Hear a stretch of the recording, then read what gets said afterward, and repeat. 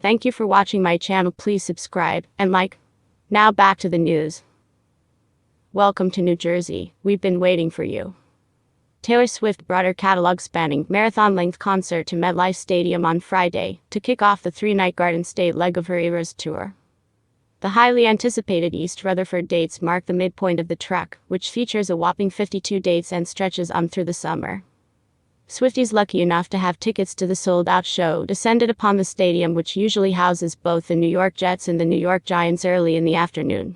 The parking lot was full of Tayl-gaters wearing themed outfits ranging from prom gowns to pink fringed cowboy hats and boots, to leather catsuits and snakeskin shirts, and everything in between. Celebrities have also been turning up in record numbers, as Swift is known for her tight-knit girl squad. As the stadium opened up to fans eager to see the headlining superstar, the opening acts took the stage. First up was Gayle, who made a name for herself with the viral TikTok song Updafu. Witter said lacked in time, it made up for in noise and energy. The 18-year-old's excitement was infectious as she danced around the stage with her guitar in shades of leather and orange.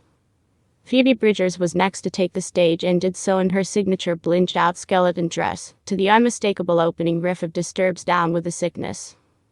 The indie rock songsters who later joined Swift onstage to perform their duet, Nothing New, from the Vault, used her set to bring the crowd on a roller coaster of emotion.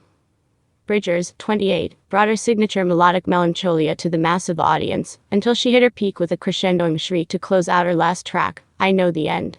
Fans in the know joined in on her trademark exorcism-adjacent closing scream, bringing the volume to deafening heights. The energy of the stadium in the lead-up to Swift's set could only be described as electric.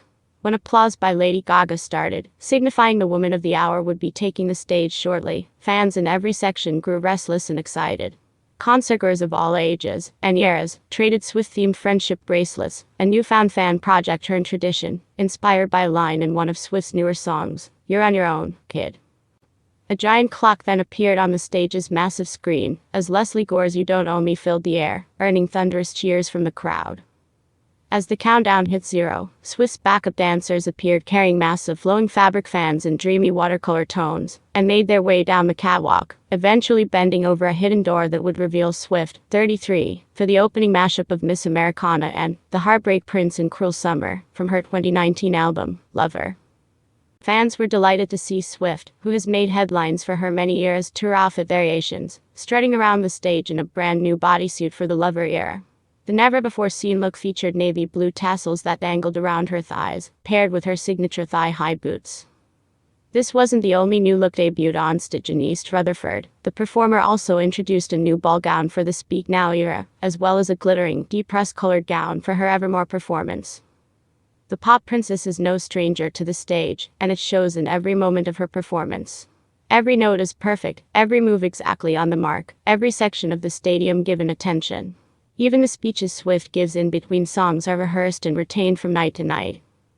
In a touching moment during Marjorie, Swifties all over the country have been holding up their cell phone flashlights in tribute to Swift's late grandmother. Swift takes a moment each night to comment on the magic telepathic connection among the crowd, when in reality it's simply a fan project that's caught on and stuck. Still, Swift's connection to her fans and their loyalty cannot be denied. After a particularly long-standing ovation from the crowd during the Evermore section of the show, the performer hinted at a surprise, saying, "You'll get a treat later for that."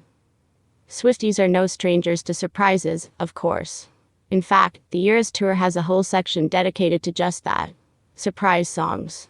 Just before Swift delves into the midnights era of her show, she treats fans to an ever-changing two-song acoustic set. On this particular night, she strutted down the runway with all her backup dancers in tow, and announced she had a very special surprise indeed. The premiere of her Ice Spice featured music video for Karma, ahead of its worldwide release at midnight. The entire stadium fell quiet as the video played, bringing a touch of intimacy to one of the biggest crowds MetLife Stadium has ever seen at 72,000 plus people. In that moment, Swift did something everyone else in the stadium had surely done countless times before: sit on the floor with friends watching a Taylor Swift music video. After the premiere, Swift treated fans to one of the most iconic surprise song combinations the tour has seen thus far.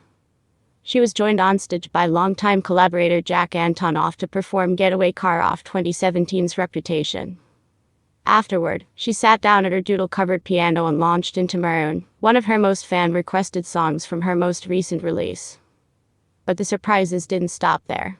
Halfway through the concert's final song, Karma, Swift revealed she had one last trick up her sleeve. She stopped just after the first verse to address the audience, asking whether they were ready to make the most amount of noise they had made all night.